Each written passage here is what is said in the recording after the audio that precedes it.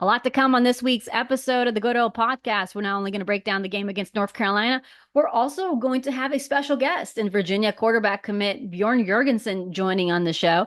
So why don't you stay right here and we'll get right to it.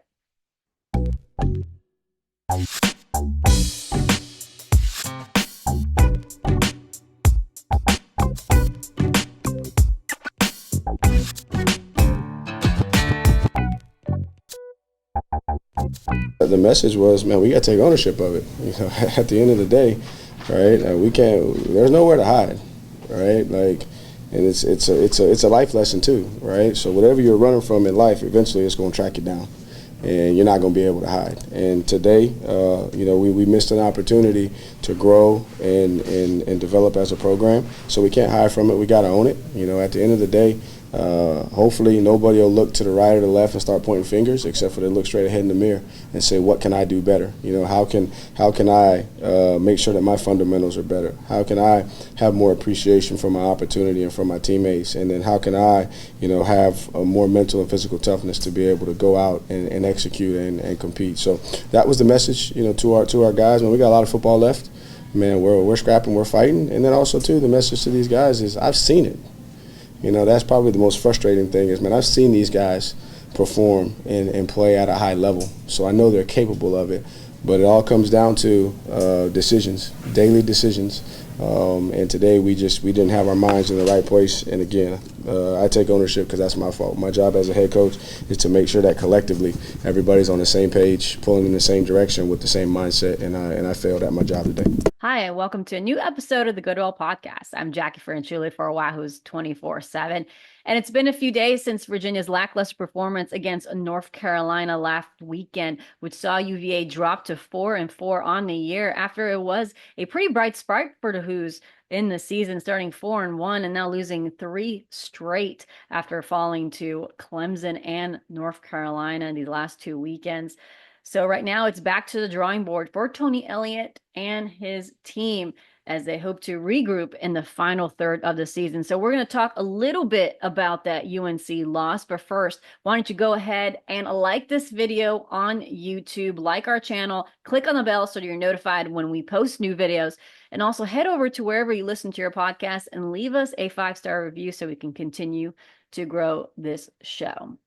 Well, when you look back at that game against UNC, well, honestly, when you look back against the loss against Louisville, you saw a missed opportunity a few weeks ago. Against UNC, I don't know if you can count that as a missed opportunity because Virginia never showed up. That game was probably the worst performance. No, I don't think it's probably. It was Virginia's worst performance of the year against the Tar Heels. And honestly, it was the first time this season that we saw the resemblance of the Cavaliers from last year. It was a team that had plenty of mistakes on the field. It wasn't a game about missed opportunities. It was a game that had no execution. When you look at that game, you had missed tackles from the defense. You had a quarterback that was under pressure almost every snap. North Carolina had 10 sacks against Virginia. This was a team that had, I believe, 12 sacks on the year going into this game. Anthony Calandria was sacked 9 of those times. Tony Muskett was sacked once. Virginia was not able to get over 100 yards of offense in that first half. These are not numbers you expect for the Cavaliers coming into this game after what was a good start for Virginia. So what went wrong? So before we get going, there was one thing you have to say. When you miss your starting center, things aren't going to look great for you. Brian Stevens, when he moved to center last year in a game against Maryland, kind of turned the tide a little bit for Virginia. You saw UVA play better as soon as he was placed at center. So when they found out on Friday afternoon that Brian Stevens was not going to be available on Saturday, it was going to change the game plan just a tad, especially when his backup, Ty Furnish, who usually plays right guard for Virginia but had experience playing center for the previous year for Virginia, was also hurting his ankle against the Tigers just a week earlier. So now you're left with Noah Josie, who has been playing great at left guard. Now he's moving at center because their other option at center, Noah Hartzell, had a season-ending injury in the spring. So Virginia not only had Brian Stevens out because of an illness, they had Ty Furnish, which was their next option, who was from right guard, and he would be able to play center if Brian Stevens was hurt. He's out. And then you also had Noah Hartzell, who's going to be out because he had a season injury. So you're now going possibly to your fourth option.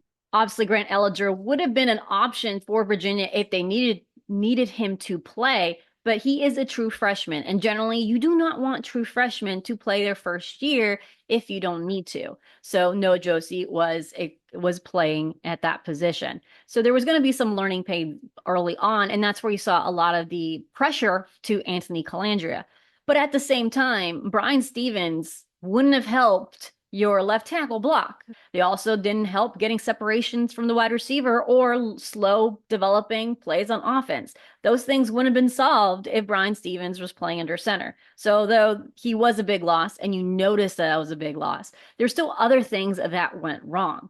When you looked at my 5 takeaways, the initial impressions that I had, one of the things that you kind of point to is, again, the issues that we saw the last few games, the issues that you saw against Clemson, the issues that you saw against Louisville, and even the issues that you saw at some points when you looked at the earlier games, which sometimes wide receivers struggle to win against the man defense. They weren't able to get separation. They weren't able to give Anthony Calandria the options early on as the play developed. So you had Anthony Calandria hold the ball longer. Sometimes the O-line, not in this case against North Carolina, but in previous games, the offensive line was able to give Anthony Calandria time. But then with the play not developing, he wasn't able to throw the ball quick enough. So that is an issue where Virginia needs to scheme a little bit better. You have to question, why are you calling plays that keep Anthony Calandria inside the pocket when he is not a tall quarterback facing guys in defensive line that are extremely tall, forcing Calandria to look like throwing on his tiptoes. So that is definitely something that Virginia needs to look forward, especially if there's still injuries on that O-line. Now, Brian Stevens isn't expected to miss many more games. Again, it was illness related, not injury related. So he is expected to return after the bye week. But if Ty Furnish's injury is one that may be extended, which we haven't heard anything about his timeline when he's going to return, that is a question Virginia needs to ask. Another question needs to ask is, should they turn to Tony Muskett at quarterback? The most popular guy on any school campus is always the backup quarterback.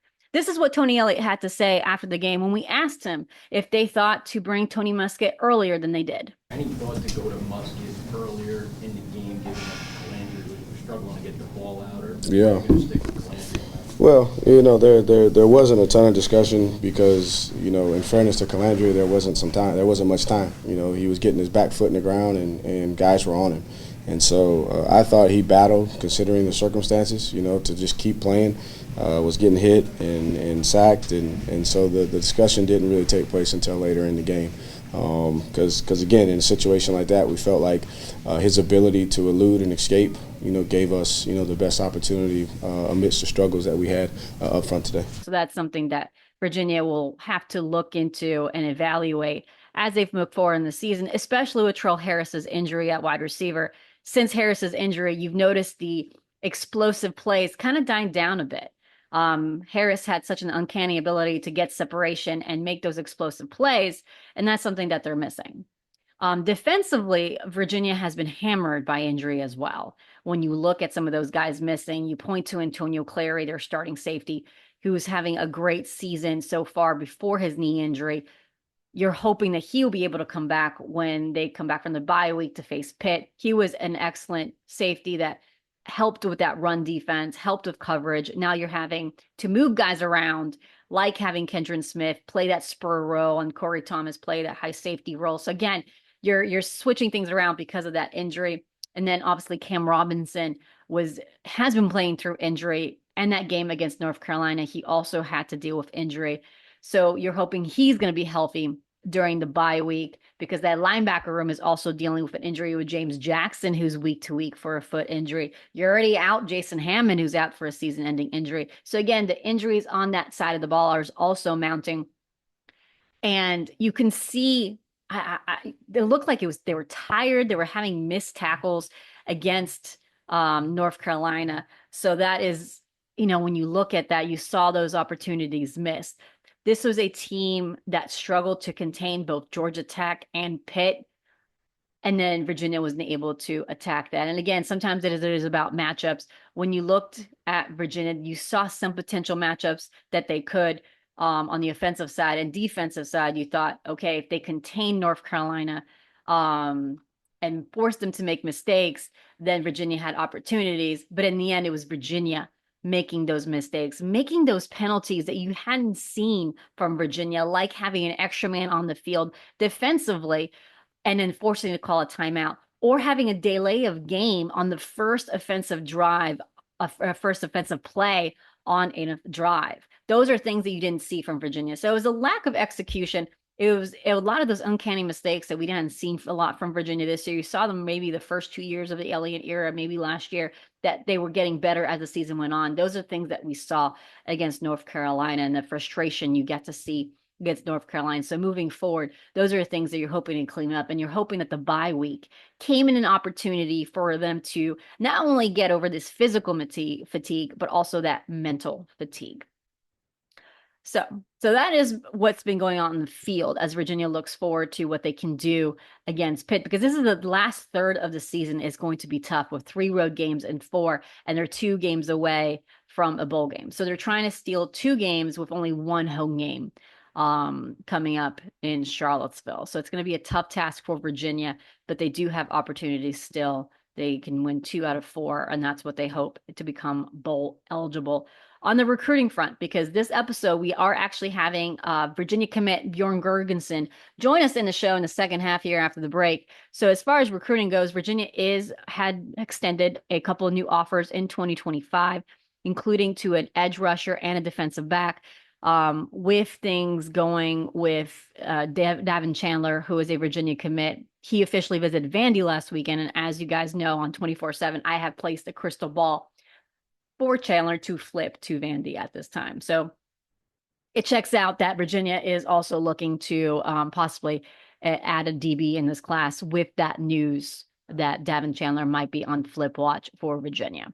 So we're going to take a quick break here. And then on the other side of this break, Bjorn Jurgensen will be joining us on the show.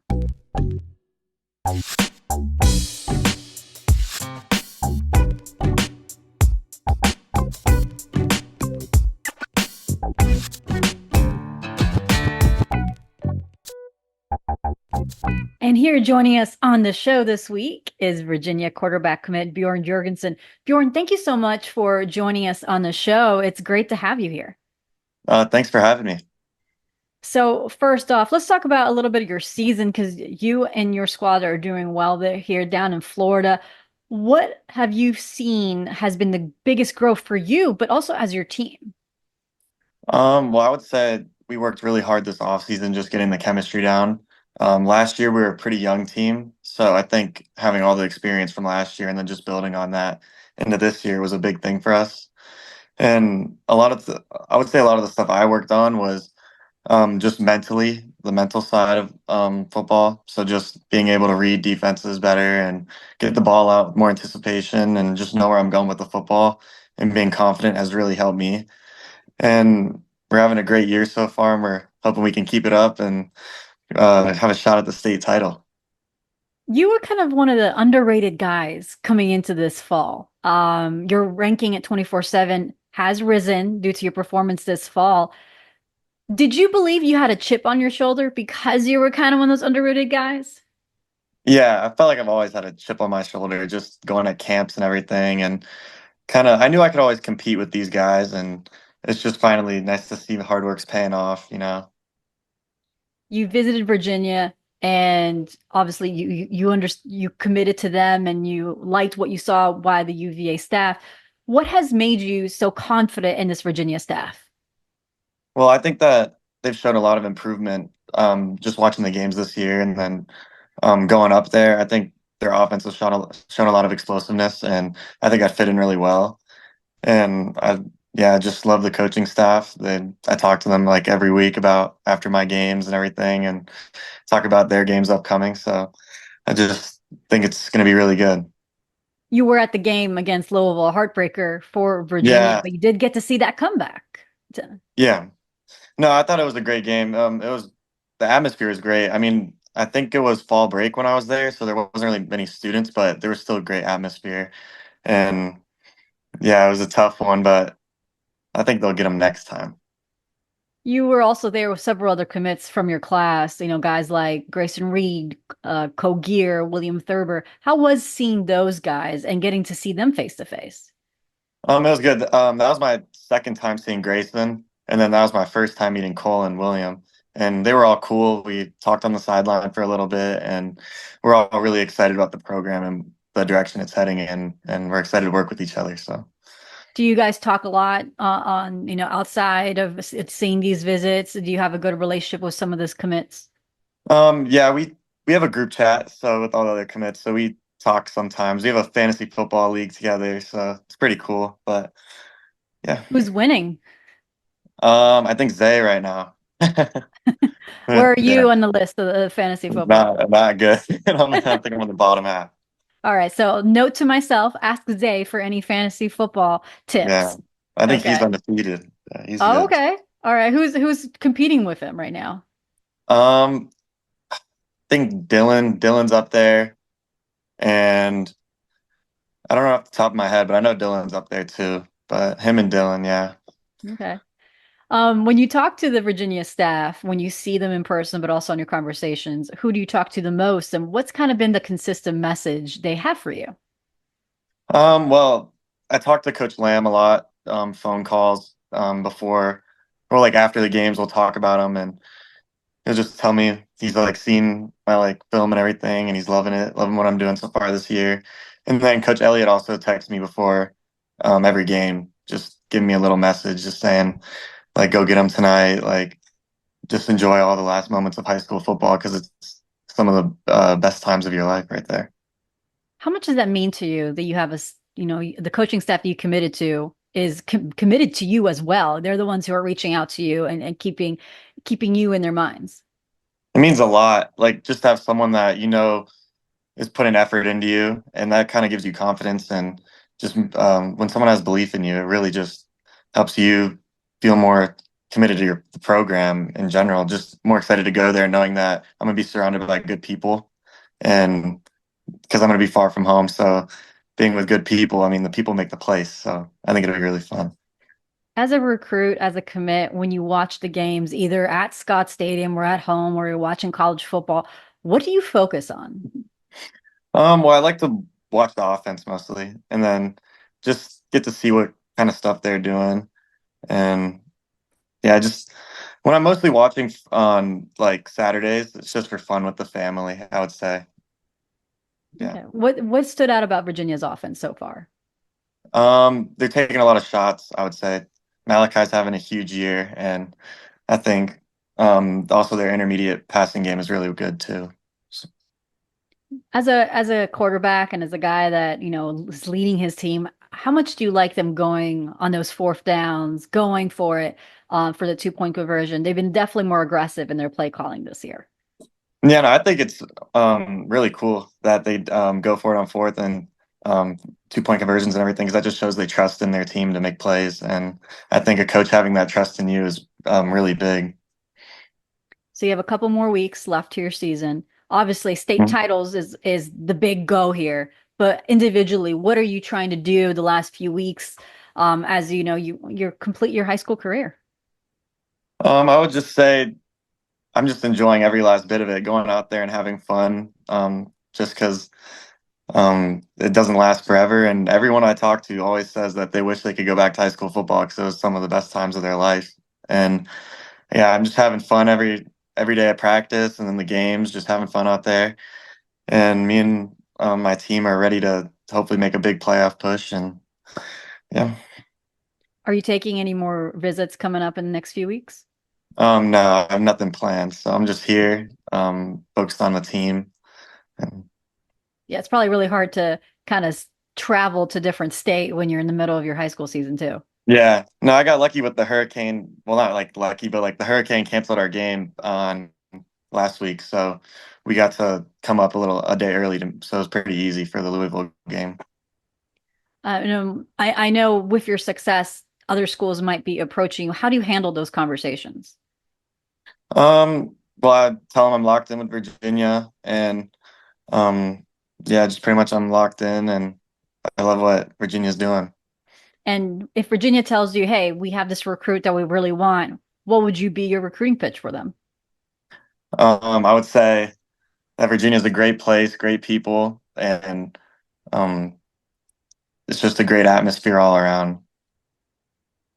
Okay. Do you like to add anything else to the Virginia fans at all? This is your chance to send a message to them at all. um, I would just say thank you for support and go Who's. All right. Well, I appreciate you joining the show tonight.